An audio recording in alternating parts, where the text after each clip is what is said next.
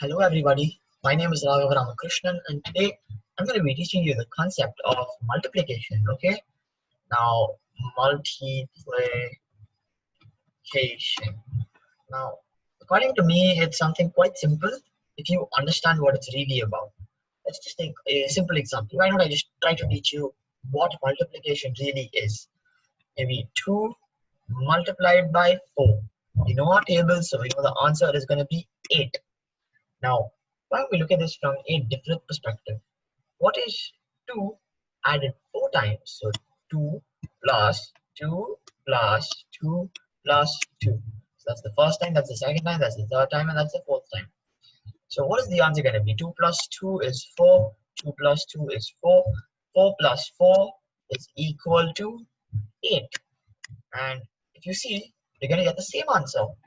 And I think that pretty much explains it. Multiplication can be understood as repeated addition. Multiplication is understood as repeated addition. Let's take the example of 7 multiplied by 3. We know the answer is going to be 21. What is 7 plus 7 plus 7? 7 added 3 times. 7 plus 7, 14. 14 plus 7, 21. And if you get this in mind, then you will be able to understand multiplication as it is. Now, I want to tell you, what if there is more, what if you're multiplying a 2-digit number with a 1-digit number? Then the concept is going to be the same, but I don't think you would want to keep adding the same numbers over and over again. That's just too much of work. And that's where multiplication was introduced, to save so much of your time. And why don't we discuss a simple problem today? What is 13 multiplied by 5? Now, this is the question at hand. Usually they give the question in just one line. What is 13 multiplied by 5? That is the question they're going to give you. And this is how you can write an answer for you guys so that I can help you guys understand it better. Now, 13 multiplied by 5. Remember two things. The bigger number, yani the two-digit number will be on top, and the smaller number or the one-digit number, in this case it's 5, it will be at the bottom. So bigger number on top, smaller number on the bottom. Remember this so that it will help you in solving your further problems. Okay, now there are two steps in this. First is to multiply the number at the bottom with the number at the top, right above it. So the number 5 in this case multiplied by the number 3, and the number at the bottom multiplied by the number on the tens place. So you guys have heard this, right? The 3 is at the units place and 1 is at the tens place. So you start by going from right to left. 5 is going to be multiplied by 3, or 5 will be multiplied with the units place, and 5 will be multiplied with the tens place number, and that's basically the same as 5 multiplied by 1. Now, why don't I give you an easy why don't we just solve this for now? What is 5 times 3? 15, right?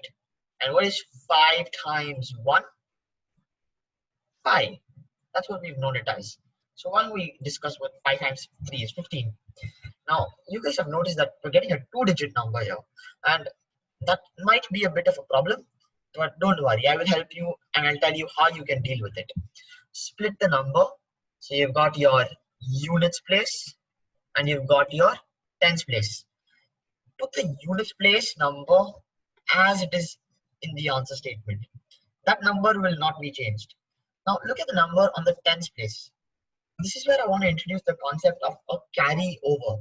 What you're going to do is you're going to carry over this number right here, this number 1 right here, as you can see. That number is going to stay right there, and I will come back to it after some time. Now that we've got that out of the way, what is 5 multiplied by 1? 5. And now in most cases what a student would do is they would just put the number 5 there right away. But that is wrong. You're not supposed to do that. What you're supposed to do instead is, you remember the carryover number which I told you about, right? In this case, what is the number we have? 1. So you've got the 5. You're going to add the number which has been carried over. So what is 5 plus 1. The answer is going to be 6. And that very same number right here, we're going to put it right there, 6. And this number together is going to be your answer. So what is the final answer, people? 13 multiplied by 5 equals 65. And with that, you have been able to solve this problem very easily. Now, why don't we go and solve another problem? In this case, why don't I take somewhat of an easier example, okay, without the carryover.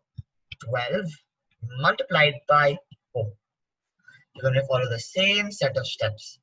4 multiplied by 2, and then 4 multiplied by 1. Follow the order from the right to the left.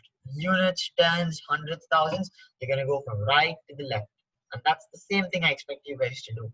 So what is 4 multiplied by 2? The answer is going to be 8. You guys have learned your table, so you know the answer is going to be 8. And what is 4 multiplied by 1? 4. And you've got the answer already. That's just how simple it can be.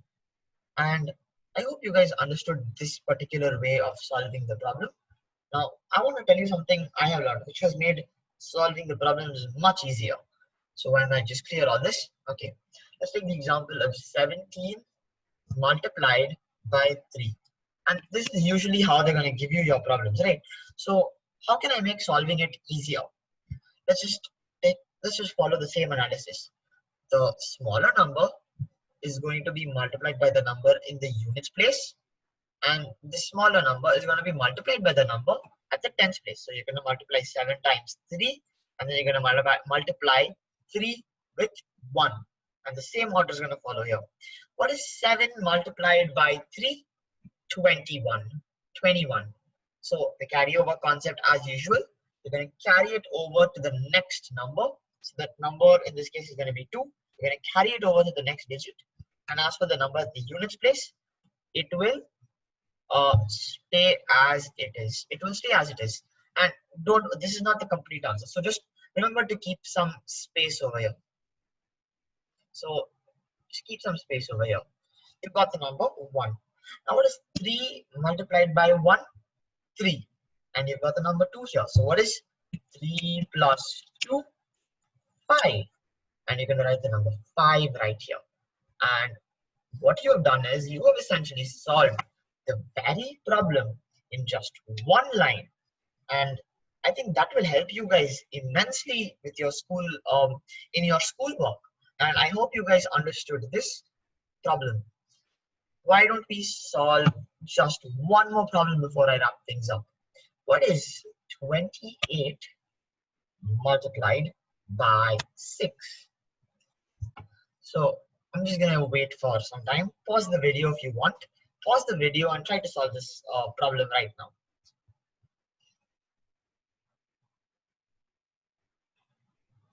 Okay, I'm going to go ahead and solve this problem.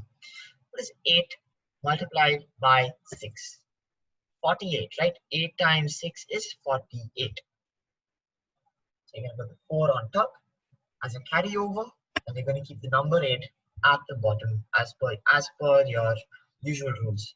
Now what is 6 multiplied by 2? 12.